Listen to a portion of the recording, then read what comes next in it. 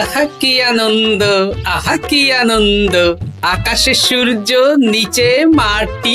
আহা কি আনন্দ, আহা কি আনন্দ, আহা কি আনন্দ। আরে ও গোপাল দাদা, গোপাল দাদা, এই সকাল সকাল কি আবার পিছু ডাকলো? আরে আমি গো আমি। আমি তো আমি নামে কাউকে চিনি না। আরে তুমি একটু পেছন ফিরে তাকাও তো। আমি তো সামনে যাচ্ছি, পেছনে তাকাবো কেন? ঠিক আছে, তাহলে আমি তোমার সামনে আসছি। আরে দৌড়াচ্ছ কেন? আরে দাঁড়াও দাঁড়াও বলছি, দাঁড়াও, নইলে কিন্তু আমি মহারাজের কাছে যাব। হ্যাঁ, ও ভোলা তুমি? আরে আগে বলবে তো, আমি করছিলে কেন? একদম কথা ঘোরাবে না গোপাল দাদা। এবার বলো কি বলছি। দেখো, আমি তোমাকে আগের বছর 50 মোহর ধার দিয়েছিলাম। এ কি, তোমার তো মিষ্টির দোকান, ধার দিলে তো লোকে ছুরি কাঁচি ধার দেয়, আর তুমি মোহরে ধার দেওয়ার ব্যবসা শুরু করেছো কবে থেকে বলো দেখি? আবার কথা ঘোরানো শুরু করেছো। আমি এবার কিন্তু সত্যি মহারাজের কাছে যাব। আরে মজা করছি তো। আরে বারবার আমাদের মধ্যে মহারাজকে টেনে আনার কি দরকার বলো তো? সে না হয় টানলাম, তবে তুমি ওই আমার 50 মোহর সুদ সহ কবে ফেরত দেবে বলো তো? আর কিন্তু তোমার হাতে ওই 1 সপ্তাহ সময় আছে। হ্যাঁ, 1 সপ্তাহ মানে কতদিন ভাই? 7 দিন, 7 দিন। 7 দিন? আচ্ছা 7 দিন মানে কত ঘন্টা? 24 গুণ 7, মোট ওই 168 ঘন্টা। ও, অনেক সময় আছে। দেখো গোপাল দাদা, তোমার সাথে কিন্তু আমার ওই কাগজে কলমে লিখিত পড়িত আছে। হ্যাঁ, যদি ওই সময়ের মধ্যে তুমি আমার কাছ থেকে নেওয়া ওই অর্থ আমাকে ফেরত না দিতে পারো, তাহলে কিন্তু তোমার ওই বাড়ি ঘর সব আমার হয়ে যাবে। হ্যাঁ হ্যাঁ, মনে আছে মনে আছে। এখন রাজসভায় যাই, 168 ঘন্টা পেরিয়ে গেলে চলে এসো, কেমন? বেশ, কথাটা মনে থাকে যেন। হ্যাঁ, তখন আর কিন্তু কোনো চালাকি করতে যাবে না, আমি সোজা মহারাজকে বলে দেব। ঠিক আছে ঠিক আছে।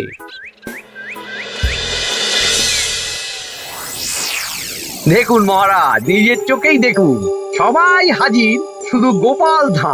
সত্যি গোপাল ইদানিং আবার দেরি করে আসা শুরু করেছে। ওকে আচ্ছা করে ধোলাই দিন, তাহলেই চলে আসবে। কাজের কাজ তো কিছু করে না, শুধু বসে থাকে, তাতেও এই। যা বলেছেন মন্ত্রী মশাই। আমার মতে গোপালকে রাজসভাতেই বেঁধে রাখুন, তাহলে আর বাড়িতে যেতেও হবে না, আর দেরি করে আসবেও না। রোজ রোজ গোপাল করে রাজসভায় আসতে দেরি, তাই এবার তার পায়ে পড়াতে হবে বেড়ি। এই তো মহারাজ চলে এসেছি। আর বলবেন না, রাস্তায় ভোলা ময়রা চেপে ধরছিল। থাক, আর অজুহাত দিতে হবে না। নেহাত ভাগ্যের জোরে এই রাজসভার চাকরিটা পেয়েছিল। মহারাজ ভালো মানুষ, তাই তোমাকে পুষছেন। আচ্ছা আপনি কি বলতে চাইছেন কি? আমি বলতে চাইছি যে মহারাজ যদি তাড়িয়ে দেন, তাহলে তোমার কি কিছু করে খাওয়ার যোগ্যতা আছে গোপাল? আপনার নিজের যোগ্যতা আছে? আছে বলেই মুখ ফুলিয়ে বলছি। হ্যাঁ, মন্ত্রী এটা একটা ভালো প্রসঙ্গ তুলেছে। আমার রাজসভার সকল সভাসদদের বলছি, যদি কোনো কারণে তোমাদের চাকরি চলে যায়, তাহলে তোমরা কি করবে একবার ভেবে দেখেছো? না মহারাজ, ভাবনাটা আমি সঠিক সময়ে কাজে লাগাই। ওই অকারণে ভেবে মাথা খারাপ করতে চাই না। আহা, রাজসভার চাকরিটা তো তোমাদের পেশা।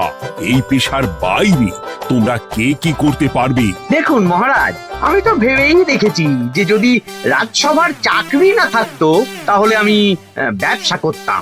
আমি মহারাজ যদি বিজ্ঞানী না হতাম, তাহলে শিক্ষা দান করতাম। আমি তো ছবি আঁকতাম, কলম না থাকলে আমি তুলি ধরবো। আমি কামারশালায় কাজ করতাম। আমার তো ছোটবেলায় মূর্তি বানানোর শখ ছিল, আমি মৃৎশিল্পের কাজ করতাম। কি গোপাল, এবার তুমি বলো। সবাই তো কিছু না কিছু বিকল্প ভাবনা চিন্তা করে রেখেছে। দেখুন মহারাজ, অনেক ভেবে দেখলাম আমার কাজ তো ভাড়ামো, তাই আমি লোক হাসিয়েই পয়সা রোজগার করব। আর বিশেষ কোনো গুণ তো আমার মধ্যে খুঁজে পাচ্ছি না মহারাজ। বেশ, আমি একটা ছোট্ট পরীক্ষা নেব। আজকের পর থেকে আগামী 7 দিন, আর এই 7 দিন তোমরা তোমাদের যা মন চায় সেটা করে রোজগার করবে। আমি তো খেতে ভালোবাসি। তাহলে খাবে। গোপাল হয় মুখ খুলে থাকে, নইলে চোখ বন্ধ করে। ও শুধু দুটো কাজই ভালো করতে পারে। আর সপ্তম দিনের শেষে বিচার হবে কে কত রোজগার করেছে। যার রোজগার সবচেয়ে বেশি হবে তাকে আমি দেব 100 মোহর উপহার। আর মহারাজ, যে সবচেয়ে কম রোজগার করবে তার বেতন থেকে আগামী 10 মাস 10 মোহর করে কাটা হবে। কি রাজি তো? হ্যাঁ, রাজি রাজি। আমি জানি যে গোপাল ফুটো করিও রোজগার করতে পারবে না, তাই গোপালই হারবে। বেশ, আর যদি অন্য কেউ হারে? তাহলে আমি নিজের বেতন থেকে তাকে আগামী 10 মাস 10 মোহর করে দেব। ব্যাস, এবার তোমরা কাজে লেগে পড়ো।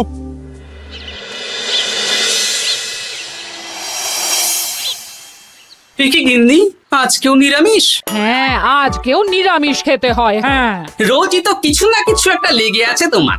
আমাদের পুরো শরীরটাই তো আমিষ। হ্যাঁ, তাহলে আমিষ খেতে বাধা কিসের বলো দেখি? বেশি তর্ক করতে হবে না বাপু, তা তোমাকে ডিম বানিয়ে দেবো। হ্যাঁ, না, আমি মানুষই। ঠিক আছে গিন্নি। আরে তোমাকে ডিম বানাবো বলেছি নাকি?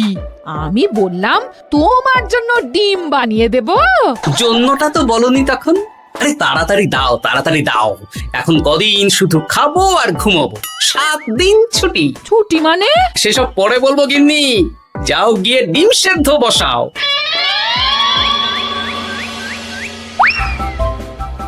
আরে করছোটা কি? বাড়িতে যা মোহর আছে সব তুলে কোথায় নিয়ে যাচ্ছ? আড়ত বাজারে। কেন কেন? তুমি আড়তে গিয়ে কি করবে? আড়তটাই কিনে নেব। কেন? তাহলে খোলা বাজারের সব ব্যবসায়ী আমার কাছে আসতে বাধ্য হবে, আর আমি ভালো মুনাফা রেখে সব বিক্রি করব। এ কি? রাজবাড়ির সুখে চাকরি ছেড়ে দিলে নাকি? না না না, এখন 1 সপ্তাহ ব্যবসা করে মহারাজের কাছে আমার যোগ্যতা প্রমাণ করব। সব পরে বুঝিয়ে বলবো। হ্যাঁ, আমি আপনাকে সব শিখিয়ে দেব। তাহলে ভাই ওই আগামীকাল সকাল থেকে কাজে লেগে পড়বো, কেমন? তাহলে বুঝতে পারলেন তো যে কি করতে হবে? হ্যাঁ হ্যাঁ জমিদার মশাই, কবিতা লেখা যেমন আমার পেশা, তেমনি চিত্রশিল্প আমার নেশা। তাহলে তো আর কোনো চিন্তাই নেই। আশা করি খুব সুন্দর ছবি আঁকবেন। আপনি 1 সপ্তাহ পর এই মন্দির চিনতেই পারবেন না। এই নিন আপনার জন্য 50 মোহর অগ্রিম। মন্দিরের চিত্রকলা শেষ হয়ে গেলে আরো 50 মোহর দেব, ঠিক আছে? বেশ।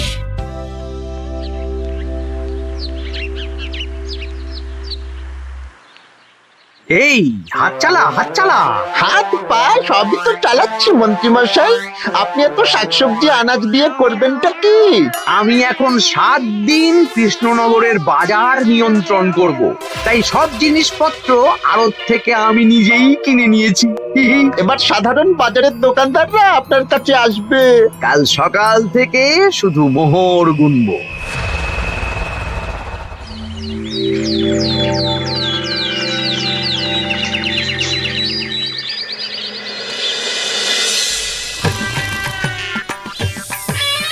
আরে এত বেলা হয়ে গেল, আর কত পড়ে পড়ে তুমি ঘুমোবে?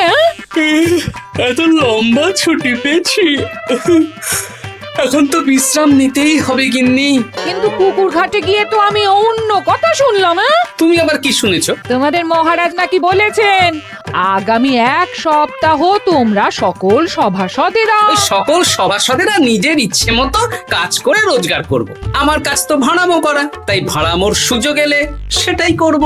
কিন্তু যদি সুযোগ না আসে, তাছাড়া যার রোজগার সবচেয়ে কম হবে তার তো বেতন থেকে 100 মোহর কাটা হবে গো। এই খবরও পেয়ে গেছো?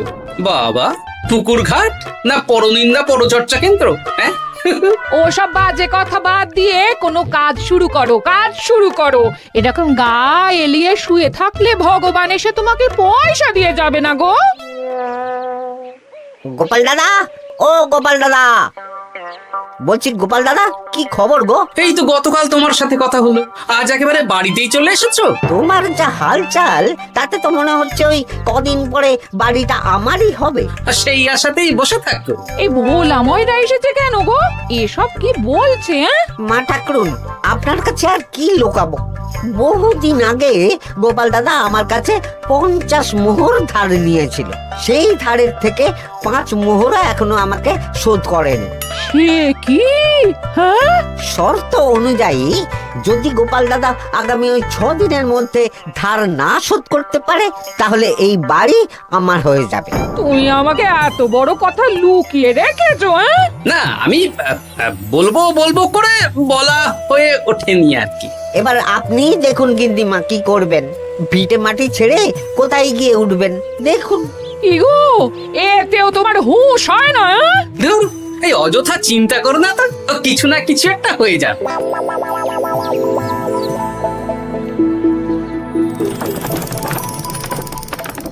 বাবা পণ্ডিত মশাই, আপনি তো এর মধ্যেই কাজ শিখে গেছেন। আমি তো ছোট থেকেই মাটির পুতুল বানাতে ভালোবাসতাম। বিভিন্ন দেব দেবীর মূর্তি নিজেই বানাতাম, তারপর পুজো করতাম। আমার পরম সৌভাগ্য আপনার মতন পণ্ডিত মানুষ আমার কুমোরশালায় কাজ করছেন। কোনো কাজই তো ছোট নয়। সত্যি সভাকবি মশাই, আপনার তুলিতে জাদু আছে। কি সুন্দর কারুকার্য। সবই আমার মা বাবার দান। আমার বাবা খুব বড় চিত্রশিল্পী ছিলেন। উনি হাতে ধরে আমাকে ছবি আঁকা শিখিয়েছেন। বাহ বাহ বাবা।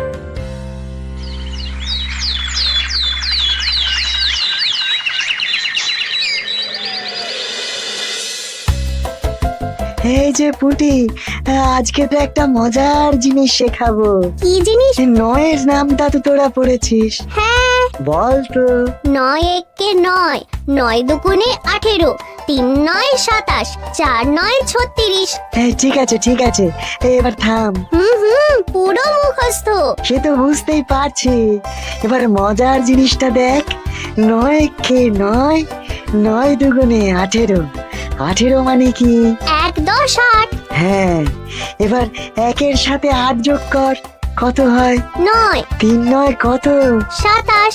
2-এর সাথে 7 যোগ করলে কত হয়? 9 36-এর 3-এর সঙ্গে 6 জুড়লে 9। আরে বাস, দারুণ তো। হ্যাঁ হ্যাঁ। সত্যি বিজ্ঞানী মশাই, আপনি কি সুন্দরভাবে পড়া বোঝান।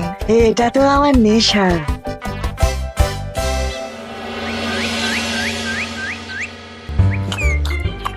বলছি, তুমি তো দিব্যি বাড়িতে বসেই আছো। হ্যাঁ, কিছুই তো করছো না। সত্যি বলো তো, তুমি ভাড়া মোছাড়া আর কি কিছু করতে পারো? হ্যাঁ, এই আদেশ করতে পারি। গেনি একটু তরকারি দাও তো, জলের ঘটিটা দাও না। যত সব। আচ্ছা, সত্যি তো ভাঁড় না হলে আমি কি হতাম? আমি কুমোর হতাম। মাটির কাজ শুনেছি খুব সোজা। যাই, কুমোর পাড়া যাই।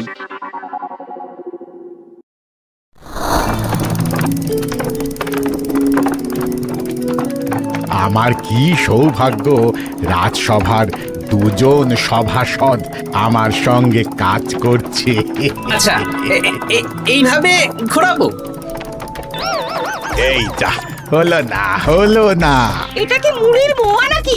দাও, আমাকে করতে দাও। তুমি অন্য কিছু করো।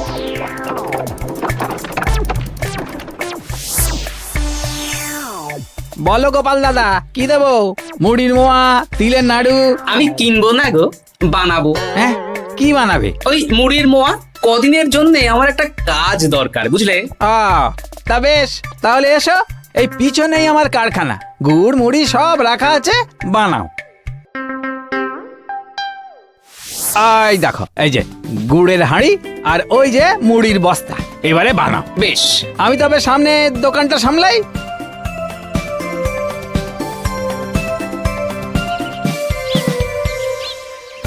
এ কিসের আওয়াজ হলো? আরে আরে আরে, এ কি করলে গোপাল দাদা? আর বলো না, ওই গুড়টা ঢালতে গিয়ে হাঁড়িটা হাত ফসকে পড়ে গেল। এই তুমি যাও তো, তোমাকে কিচ্ছু করতে হবে না। যত সব বিপদ বাড়ানো।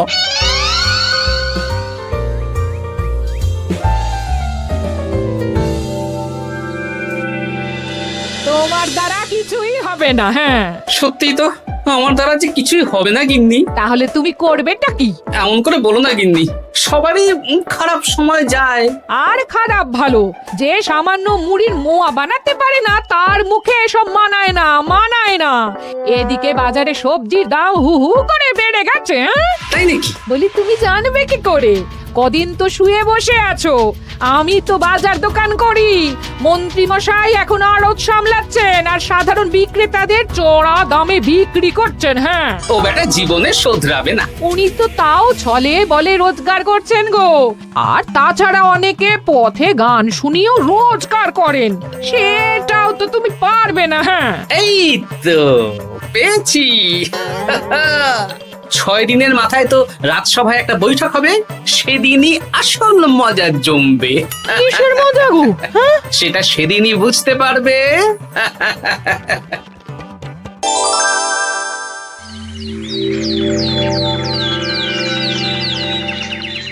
তারপর বলো, আজ তো ষষ্ঠ দিন, আজ অবধি তোমরা কে কত কত রোজগার করেছো? মহারাজ, আমি এখনো অবধি 200 মোহর। বাহ বাহ বাহ! আমি মহারাজ 15 মোহর। আমি 5 মোহর। বিভিন্ন বাড়িতে বাচ্চাদের পড়াচ্ছি, শিক্ষাদান করছি দিনরাত। সেনাপতি, আমি 10 মোহর পেয়েছি, আরো পাবো। আমি 50 মোহর অগ্রিম পেয়েছি, আরো পাবো আগামীকাল। বাহ বাহ বাহ! সবাই তো ভালোই রোজগার করেছো। আর গোপাল, তুমি বলো। মহারাজ, আমি এখনো অবধি কোনো রোজগার শুরু করিনি। আমি আগেই বলেছিলাম গোপাল একটা কানা করিও রোজগার করতে পারবে না। আসলে মহারাজ, আমি আজ সকালেই আমার প্রতিভা খুঁজে পেলাম। তোমার আবার কি প্রতিভা? আমি ভালো গান গাইতে পারি মহারাজ। আমার ছোট্টবেলার ইচ্ছে ছিল আমি রুদ্ধদ্বার সভা করব, গান গাইবো, আর দর্শক বা শ্রোতারা আমার গান শুনে আমাকে পয়সা দেবে। বাহ বাহ বাহ! তা শোনালে না কেন? আমি চাই আপনারা সবাই আমার বাড়িতে আসুন, আমার গান শুনুন। এই না না না না না, তোমার গান শুনে অর্থ ব্যয় করতে পারবো না গোপাল। যদি শোনাতে হয় তো বিনামূল্যে শোনাও। তুমি ভেবেছো কায়দা করে গান শুনিয়ে রোজগার করবে? সেসব চালাকি কিন্তু চলবে না। না মহারাজ, আমার গান শুনতে আসার জন্য একটা কানা করিও খরচ করতে হবে না।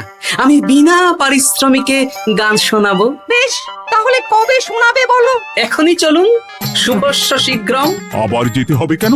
এখনই শোনাও। আমার আবার নিজের বাড়ি ছাড়া প্রতিভা বিকশিত হয় না। বেশ তো, এই কদিন টানা কাজ করেছি, তোমার গান শুনে মনটা যদি ফুরফুরে হয়ে যায় ভালো তো। চলো গোপাল।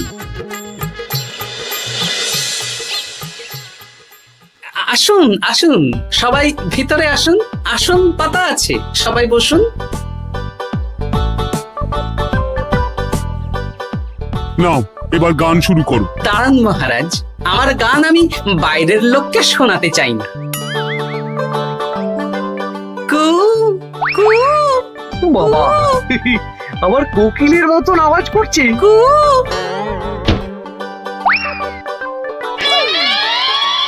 নাও নাও, শুরু করো।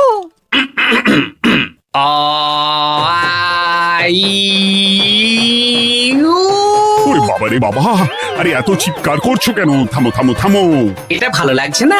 অন্য গান শোনাচ্ছি তাহলে। আকাশে মেঘে বাতাসে বায়ু, জ্যোতিষী বলেছে আমার 100 বছর আয়ু। আরে থামো থামো! আরে কান ঝালাপালা হয়ে গেল। না, থামতে আমি পারবো না, গান শুনতেই হবে। ওরে ওরে বাবা রে বাবা, এই কানে তালা লেগে গেল, আমি পালাই। পালাতে পারবেন না, বাইরেও তালা দেওয়া আছে। বাইরে তালা খুলতে বলো। বাইরে বেরোতে হলে প্রত্যেককে 100 মোহর দিতে হবে। আমরা তো আগেই বলে দিয়েছি, তোমার গান শোনার জন্য কোনো পয়সা দিতে পারবো না। এটা তো গান শোনার জন্য নয়, বাইরে যাওয়ার জন্য। আমার গান শুনতে আসার জন্য কোনো অর্থ লাগে না। গান শুনে বাইরে বেরোতে গেলে অর্থ লাগবে, জনপ্রতি 100 মোহর মাত্র। কি জ্বালাতন! হয় দিন, নইলে আবার শুরু করছি। থামো থামো! আপনারা কি সবাই দেবেন না এখানেই থাকবেন? এই আরে, আমার কাছে এখন 50 মতন মোহর আছে। আমার কাছে 5 মোহর আছে। সে আমি লোক পাঠাচ্ছি আপনাদের সবার বাড়িতে। পুরো অর্থ পাবো, তারপর সবাইকে ছাড়বো। আচ্ছা, এটা কি ঠিক করলে গোপাল? দেখুন মহারাজ, আমি কথা নিয়ে খেলি। সব সভাসদেরা 6 দিন খেটে যা না রোজগার করেছে, আমি শুধু বুদ্ধির জোরে আর ভাড়ামো করে ঘন্টা খানিকের মধ্যে তার থেকে বেশি রোজগার করে নিলাম। যদিও এখনো একদিন সময় আছে। সত্যি গোপাল, তোমার বুদ্ধির জবাব নেই। মন্ত্রী মশাই, যে সবচেয়ে কম রোজগার করবে আপনাকে কিন্তু তাকে আগামী 10 মাস 10 মোহর করে দিতে হবে। হ্যাঁ নয় হ্যাঁ, এরকমই তো তুমি মুখ বড় করে বলেছিলে। গিন্নি কই গো, ভোলাকে ডেকে আনো, ওর ধার আজকেই শোধ করে দেব। হ্যাঁ যাচ্ছি। হ্যাঁ, আমরাও যাচ্ছি। গোপাল, কালকে রাজসভায় এসে তোমার পুরস্কারের অর্থটাও নিয়ে যেও। সে তো নিশ্চয়ই।